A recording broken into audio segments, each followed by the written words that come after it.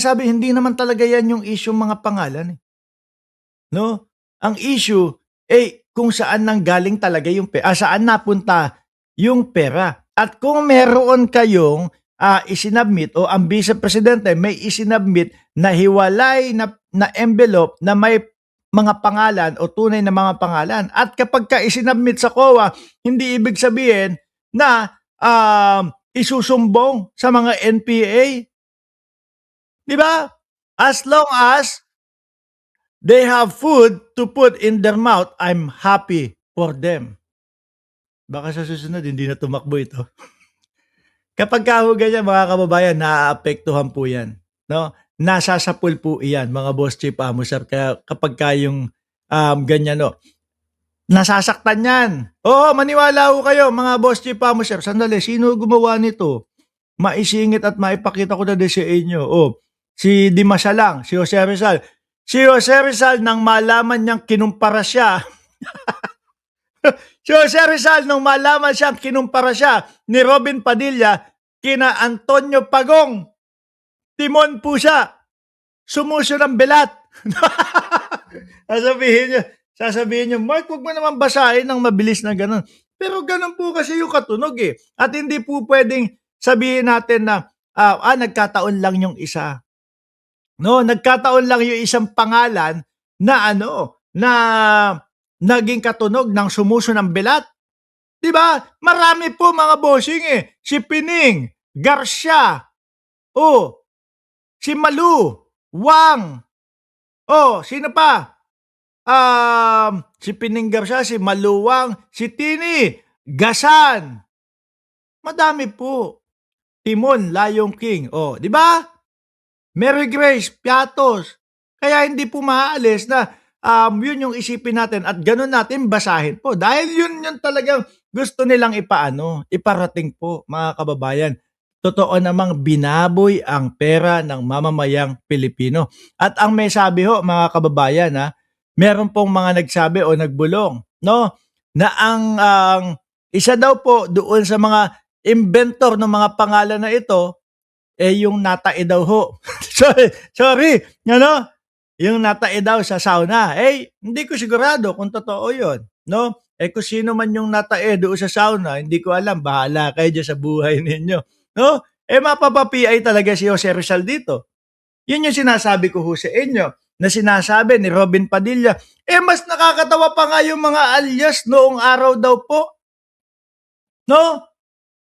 Dahil nung araw daw po, ang mga alias, Dimasalang, Taga-Ilog, Boy Sili, hindi pala kasama, hindi Boy Sili, Siling Labuyo, dahil ang ibig sabihin, kasi napanood ko yun eh, ibig sabihin daw nung Siling Labuyo, dahil manunulat yata, yung yung nag-alias sa sarili niya ng Siling Labuyo, maaanghang, no? Pero kapag yung si Boss Robin Padilla, ang nag-alias sa sarili niya, Boy Silly. Parang iba ho yun. parang iba ho yung magiging isipan ng taong bayan no? Yung sino ba yun? Macario Sakay ba yun? O kung sino man, no? Nakalimutan ko na din po yung sabi, si Siling Labuyo ay isang manunulat, kung di ako nagkakamali, na kaya yun yung kanyang alias dahil maaanghang yung mga isinusulat niya, etc., etc. No? Kapag pinarehasan ni Robin Padilla, Siling Labuyo ka noong kapanahunan ni Jose Rizal, ako naman kapanahunan ng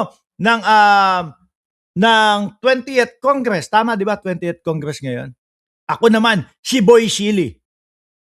Putik na yan. Ngayon iisipin, bakit kaya Boy Silly yung kanyang Oy, nandiyan ba si Banat Boy? Banat Boy, ano ang iniisip mo kapag sinabing Boy Silly?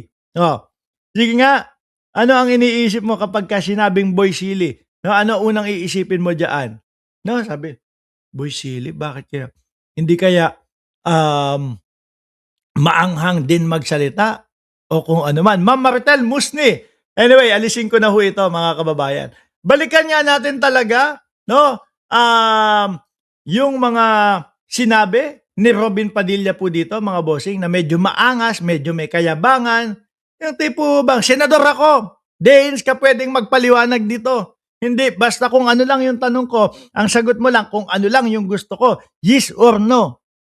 At kapag ka nagpaliwanag ka, isusumbong kita sa presiding officer. Eto ho, mga kababayan. Kilala niyo po ba? Ayan na! Sabi ni Willie Binson, "Huy, Ruben! Oh, ang salitang Bisaya, belat ang salita. Oh, sa Tagalog, puke, di ba? Oh, yeah, puke. English ko na lang, ha? English ko na lang. O yan. Saksakan ng yabang talaga. Ako, totoo, mga kababayan, ha? Hindi ho ako mahilig yung magsabi ng pakikayabang-yabang, pero nayabangan lalo ako dito kay Robin Padilla. Habang kinakausap po si Atty. De Binagracia po. Kung sa tingin niyo po, ang biglang tumayo doon sa podium, si Atty. Ligutan, soplak to, lalo, no? Kasi si Atty. De Binagracia medyo nagko-control pa eh. Medyo nandoon yung niya eh. Nandoon yung paggalang at pagrespeto niya eh. Si Ligutan kahit papaano parang hindi niya palalagpasin yung mga pag mali yung tingin mo at mali at magkaiba yung ipinapaliwanag mo. 'Di ba? Basta tumayo na ang Robin, asahan mo na walang kwenta ang lalabas sa bibig. Sabi ni Karina Akain. Game! Boss Binoy, banat! Sila di masalang.